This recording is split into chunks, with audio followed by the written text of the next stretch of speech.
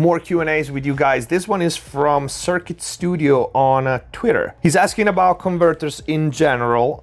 It would be a long answer, so we'll try to condense it because there's multiple questions. He would like to see a comparison of different converters based on purpose.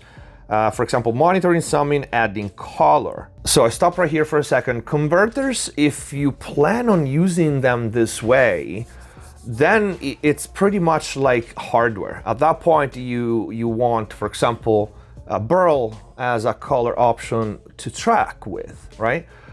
You don't want color on your DA, so you would have a colored and a transparent AD stage, maybe a couple of color if you can afford it. One for monitoring, which is probably gonna be your more transparent one. And for me, at least, I wouldn't want colored converters when I'm mixing with analog, because at that point I'm gonna add a certain color to every single pass and every single unit that I'm using.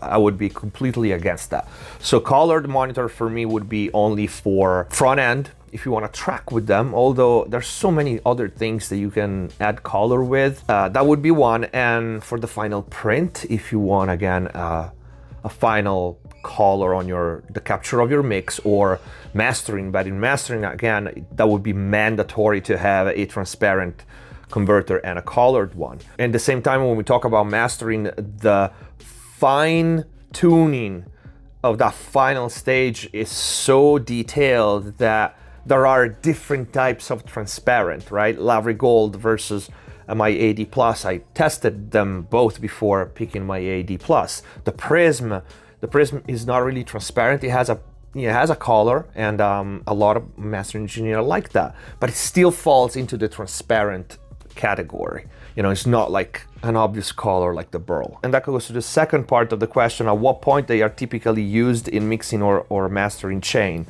Well, converters are a necessity. It's not really when you decide to use them. Before we continue, if you enjoy the videos, please subscribe and hit the notification button. And if you really want to learn how to mix and master professionally, click the join button down here, become a MixBus TV member, access the already big and always growing library of full mixing courses, start to finish, mastering courses on many different genres, and a lot more. If you like the video, you want to support the channel, either grab some merch or use the super thanks down here. Let's go back to the video. Because of course your DA, it's where you monitor, right?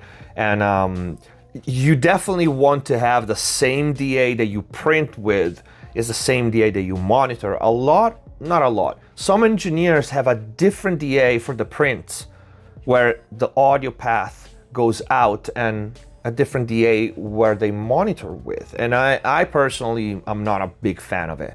I want to monitor what I'm actually printing, what is actually going out to my hardware, and hear transparently what I get back. I don't want a difference, doesn't matter how small it is. I worked in a setup like that once, and I could hear a big difference between what I was hearing and then how the final mix was, because the monitor converter was different than the output converter going into the analog chain. So I would never want to do that. When you use the converters, again, is a necessity. You don't change place. You use conversion when you track, you use conversion if you go out of the box and going back in when you're mixing analog, and same for mastering. And then the last part, I have hard time understanding what you mean. How to best switch the DA conversion, blah, blah, blah, blah, blah, so that we can seamlessly switch DA for monitoring. I really have a hard time understanding. I think I responded to this in the first part. You don't want to monitor something different from where you feed the machines. I don't. So the only reason for you to wanting to switch DA, and it's not that common, it's mostly we switch AD, right? It's because you want a different perspective, but again, DAs are pretty easy. The hard part is the AD to build. So the DAs are pretty accurate. Most high-end DA, you wouldn't tell the difference between them.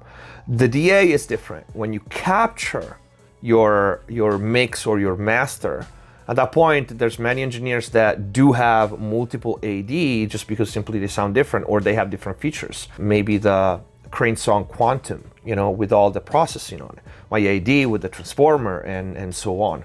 So in that case, you do need a professional switcher, which could be the Dangerous Liaison, it could be the Flock, it could be many. But yeah, you need a professional switch system where it can pick the signal before going into the AD. So it would be analog because you're coming out from your machines, from your hardware.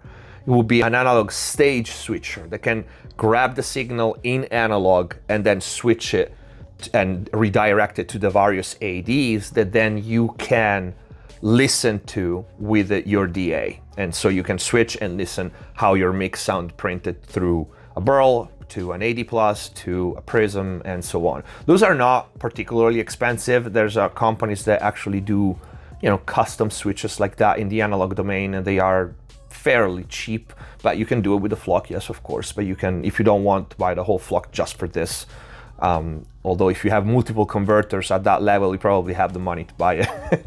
But yeah, you can build switches for that. I hope this answered the question. If you guys have more questions, leave them in the comment down below. Stay safe, subscribe if you haven't already, and see you next time. Hands on my neck, hands get my throat.